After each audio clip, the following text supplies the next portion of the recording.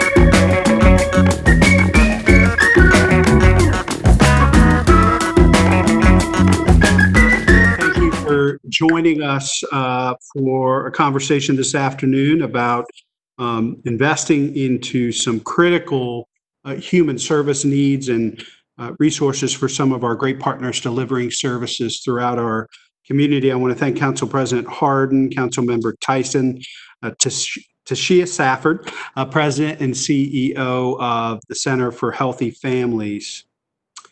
We knew since the early days of COVID-19 in Columbus that we would need to fight the pandemic in 3 ways: as a health crisis, human service crisis, and an economic crisis.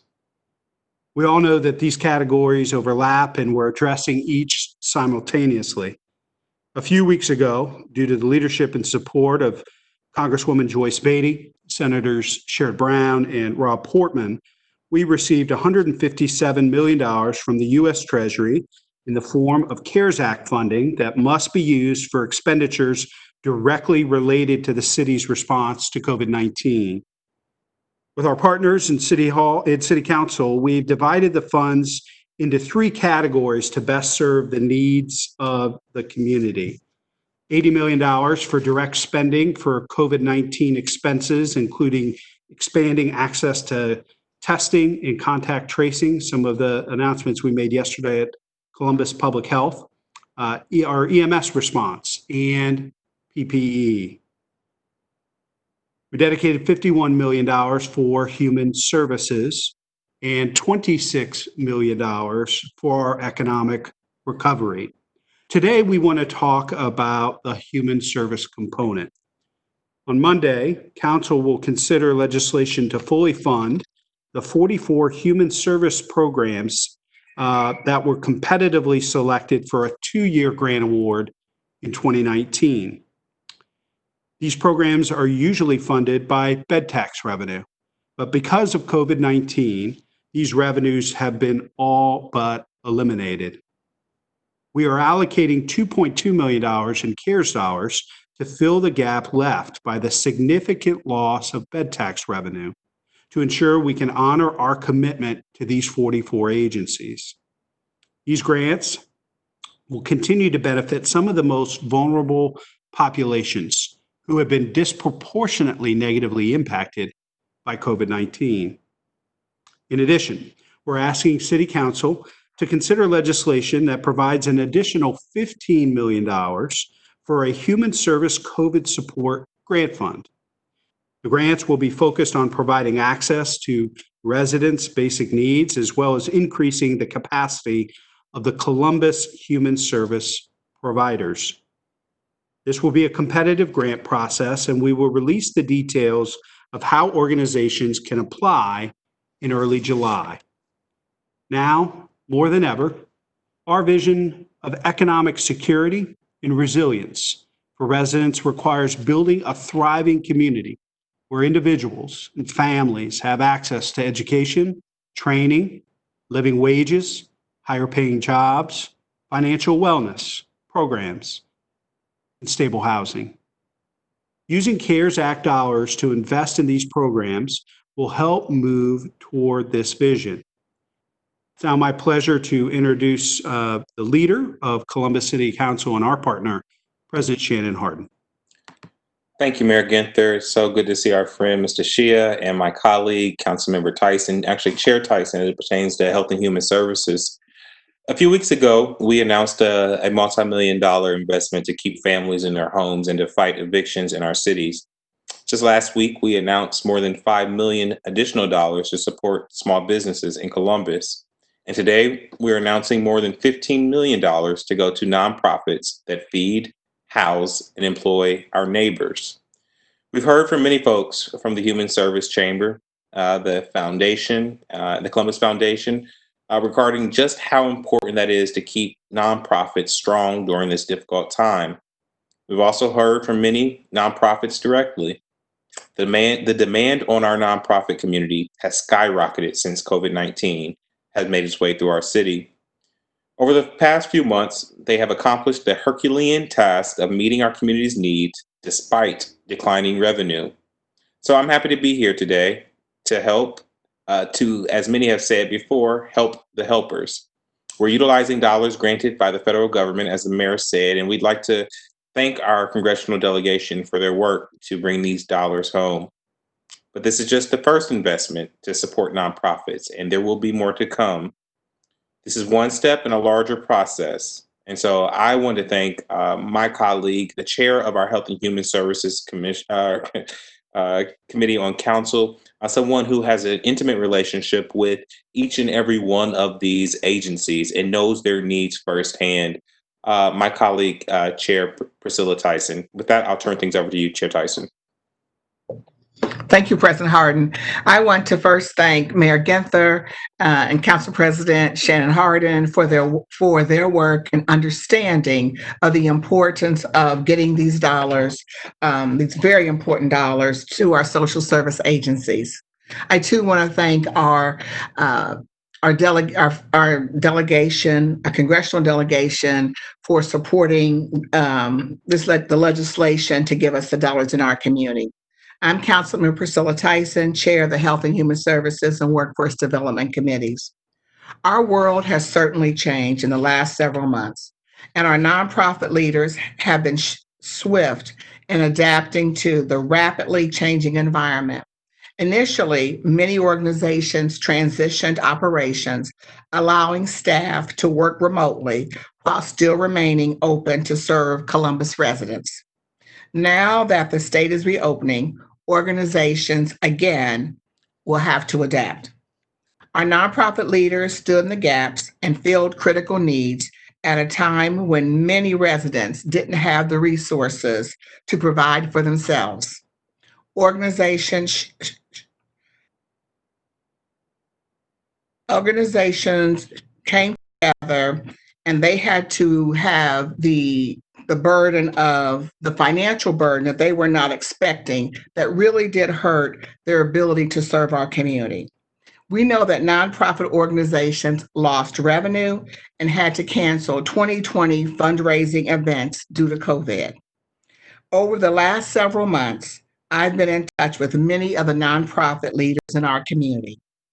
When we knew that the CARES Act funds were going to be made available for human services, I convened additional conversations to understand the needs of this sector, as well as to understand the needs of organizations serving Black girls during this pandemic. The funding proposal that has been developed responds to the needs that have been identified and provide flexibility to fund those additional organizations. Further, it is important to me that we are thoughtful about racial equity and funding organizations that are serving people of color. Throughout the crisis, the Human Service Chamber and United Way have surveyed nonprofit organizations on topics relevant to their operations during these times. A recent survey indicated that many nonprofit leaders are concerned about the health of their employees and getting COVID-19 as they resume operations. 94% of the organizations surveyed were in need of PPE. The majority of organizations needed additional technical support. From now that we are transitioning to businesses being operational and parents going back to work, we need to provide resources to ensure the stability of families with services such as child care, physical and mental health care, and workforce development.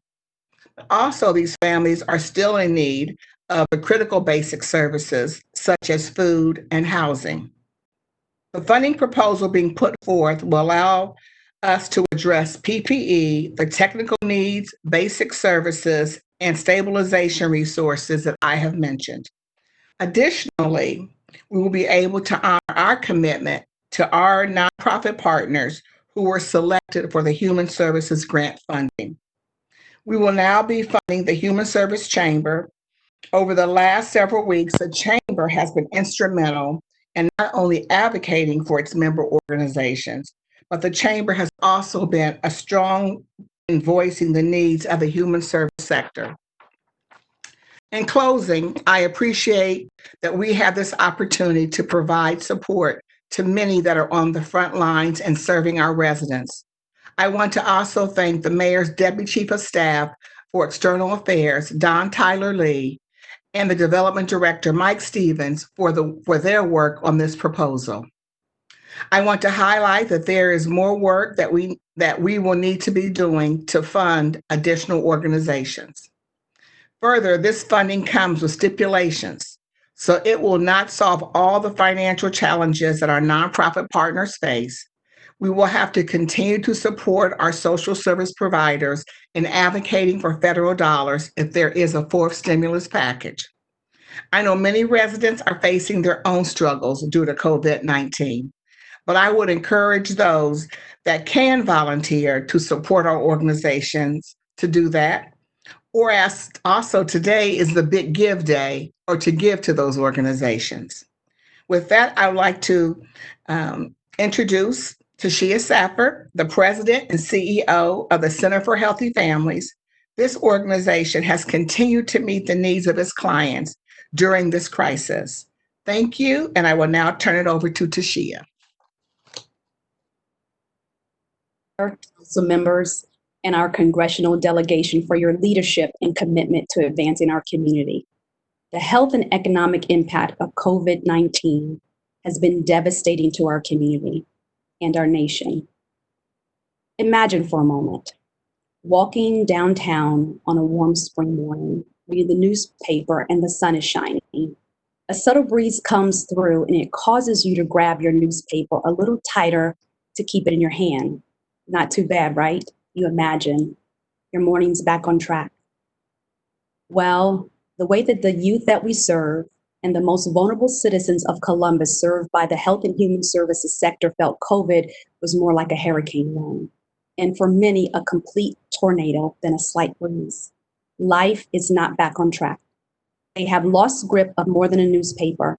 In the wind was their food, rent payment, employment, continuing their educations, unattended health conditions, finding new work, safety, and possible opportunity of escaping daily physical and emotional abuse. Although fragile, for many of our families, they lost whatever sense of stability and foundation of support that they had in place. Our families were hit with a level of uncertainty that many of us will never experience. Our Health and Human Services agencies never stop. The more than 84 Health and Human Service member agencies never stop providing education, never stop providing care, never stop providing support. 84% of us experienced a revenue loss, and 20% of our agencies had to furlough or lay off staff. We've continued our commitment and dedication to the disenfranchised youth and adults in our community. We are on the front lines, serving as an anchor to our families and the community at large. Many of these individuals are new to our services because of the pandemic. The Center for Healthy Families, like many other agencies, continue to provide hope. The CARES Act funding will provide safety for those in unsafe and stable housing, those suffering from homelessness, abusive circumstances, and lack of basic needs, and the goal to hopefully receive the adequate access to much needed health care. While we all work to navigate the COVID-19 pandemic, this funding will assist Health and Human Service agencies to meet the billowing needs of our community. With this level of much needed financial investment, our social safeguards which provide us will be at risk for falling. But with your support, we are moving forward. So it is imperative that we focus that this funding keeps us at a place where we will be at our strongest. Mayor Ginther, President Hardin, Councilmember Tyson, the CARES Act funding calms the wind.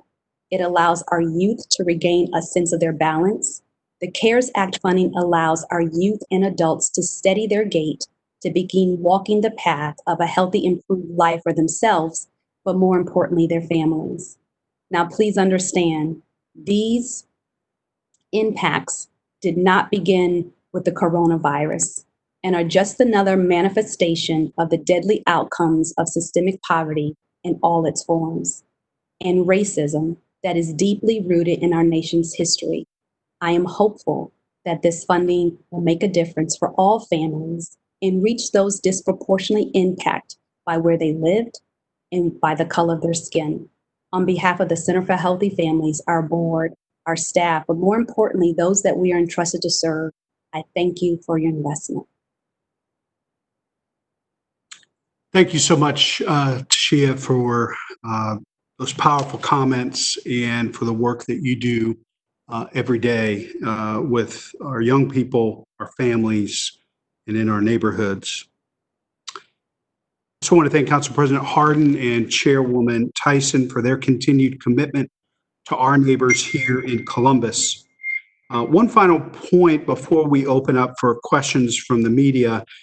The legislation we're asking Council to consider on Monday represents $17.2 million toward human service funds from CARES dollars. To date, we have already invested just over $2 million toward direct COVID expenses, including PPE for our employees, $4.9 million in human services, and that's in addition to what we committed to today that went to the Community Shelter Board and the YMCA and the Life Care Alliance for other emergency human services in the earlier days of COVID. We also have invested $5.5 million for economic recovery in the form of small business assistance that President Hardin and I worked with other members, council members on that was mentioned as well. So there's more to come. We're working quickly and collaboratively to get these CARES Act dollars where it is most needed. With that, I'll open the floor to questions from the media. You should have all received instructions via the media alert, but let me go through them. you should see a hand button next to your name. Click on that to raise your hand. We'll unmute you one at a time to answer your questions. Be sure to unclick the hand after we've answered the questions, and obviously click it again if you have another question or follow-up. And if you could also introduce yourself and your news organization when you're asking your question, we would appreciate it. Are there any questions from the media?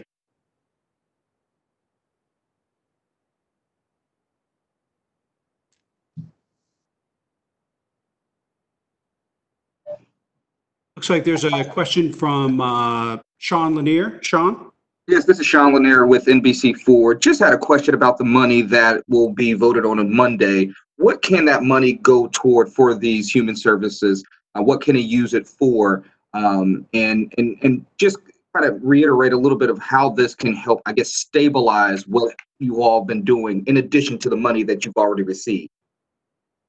So I'll take a stab at it, and the Council President and Ms. Safford respond as well. So these were a large part of what is going to be contemplated by Council on Monday will actually be awards that were made through a competitive process last year. So a 2-year funding process based on a competitive process. And so we can send you a list of all of the awards, the organizations, and what the money is going to be used for. A lot of it is going to be education and training, stabilization and resource supports, financial capability, job quality, income through employment, financial capability, a variety of different themes and investment strategies that were the criteria based on that competitive process. Sean, we'll make sure to get you the entire list there, but are there additional comments, Council President or Ms. Safford? I don't think so, Mayor. I think that you accurately you portrayed it correctly. These are, I mean, the important part, I guess, is that we would not have been able to do these funding were it would not without the CARES Act funding, and with the need and to Chair Tyson's point, these agencies have not been able to get the additional resources that they would have gotten through fundraising and other situations. So it's critically important that we get these dollars out. Yeah, I think it's an important point there. And Senators Brown, Congresswoman Beatty, Senator Portman have been very helpful in working with Secretary Mnuchin at Treasury to offer additional flexibility for these CARES dollars. I mean, to the Council President's point, the reason we're able to do this is there was a direct correlation to loss of bed tax revenue because of COVID. I mean, there were rooms booked, conferences and conventions that were planned for this year and anticipated a bed tax revenue that has all but gone away solely because of COVID. And so because of the delegation's help and the Secretary's engagement, we are now able to fund things that otherwise we would not have been able to fund because of COVID. So that's an important point to raise. And Mayor, also, if we didn't have those dollars, these organizations would not be able to continue to provide those resources, continue to have the staffing to be able to work with our residents. So these are really critical dollars to uplift those organizations to be able to provide that critical support, as Ms. Safford mentioned. Yeah, I think Chairwoman Tyson, you're absolutely right. I mean, all of these human service needs that are greater than ever before, we wouldn't be able to do this. And it's a critical part. We have to deal with the healthcare crisis. We have to deal with the human service crisis if we're going to have a dynamic and inclusive recovery. Obviously the health crisis has to continue to be a top priority, but this human service needs and crisis has to be dealt with and addressed, or we're not going to have the type of inclusive recovery that we're all committed to. Any other questions from the media?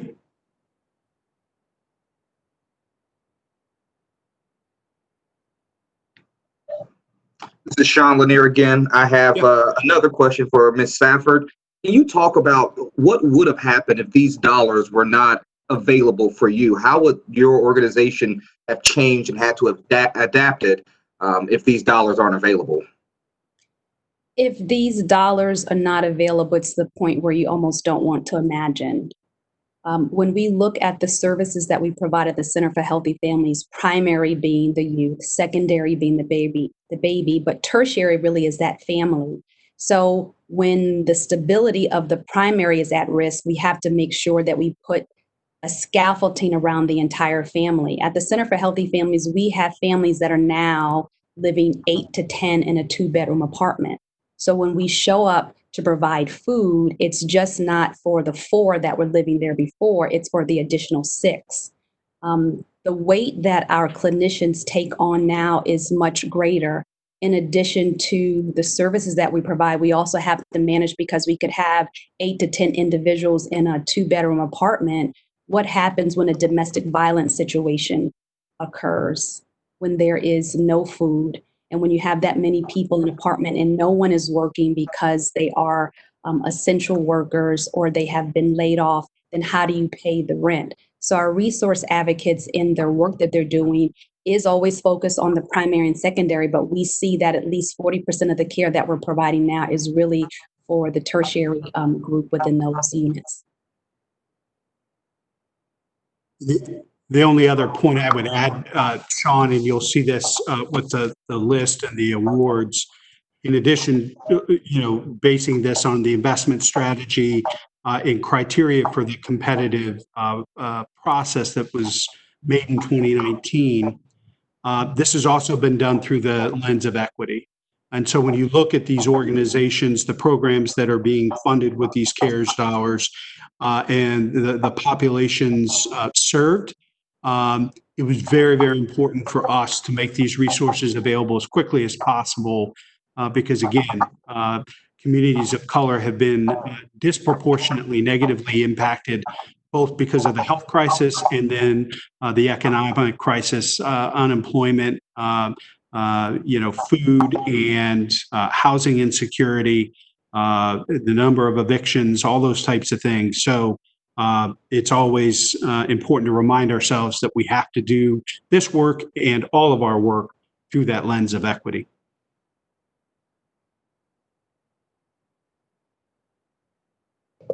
Yeah. Mayor, can I also just add one thing to what you were Please. saying? So if you think about the individuals that have individuals now that have never had to use our social service agencies are using them now. And we're also seeing that we're looking at the individuals who are making under $40,000 are a significant amount of those individuals are women and women of color that will be utilizing these agencies. And that's why these dollars are so important, to continue to uplift those families that have, based on COVID, have faced additional hardships. And these dollars will help these organizations to help provide those resources until the women and individuals who have been affected by COVID through job loss, till our economy continues to move forward and then they can resume being employed. And until that happens, these agencies are very important to helping those families to be able to try to stabilize those families as we continue to move forward with the to recover from this crisis that we're in right now. Yeah, I think you make such an important point there. One example, not necessarily receiving resources here, but to give you a sense of what the human service demand out there is right now for services. Michelle Heritage from the Community Shelter Board informed us early on, and we're grateful for council's support for the initial investment of $1 million into the shelter board. There were 1,000 new neighbors, 1,000 of our neighbors new totally to the system that had never presented for housing before to the shelter board back in March. And so you have a sense of the demand that is for housing, but with respect to food, economic insecurity, the challenges that folks are facing now with eviction, as the courts have reopened. There are big challenges and human service needs out there. And I think it's important for us to remember how significant and how impactful they are in our neighbors.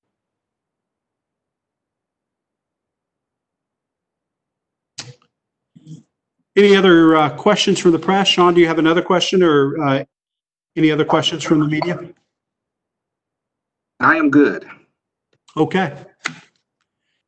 Well, I very much appreciate, we'll follow up with this list, Sean, as well, so you see the organizations, the services being provided, what strategy we made the decisions on in that competitive process, and appreciate Chairwoman Tyson, Council President Hardin, Ms. Safford for joining us today, and hope everybody have a good rest of the day. If there are any follow-up questions from any members of the press, you can feel free to reach out to the communications office for either council or for the mayor, and we'll get you any information you may need. Thanks, everybody. Have a good day. Thank you.